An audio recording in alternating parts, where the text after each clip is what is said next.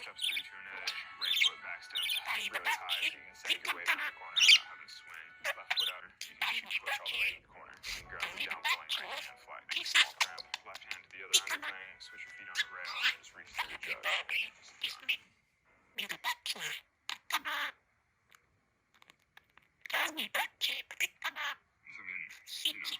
It's not surprising that Uli died, considering he's always doing crazy, dangerous things. But I kind of thought he was going to survive. After Uli died, it's interesting with Alex how he justifies all that stuff away so quickly. He was just kind of like shrugged it off. It's like, oh,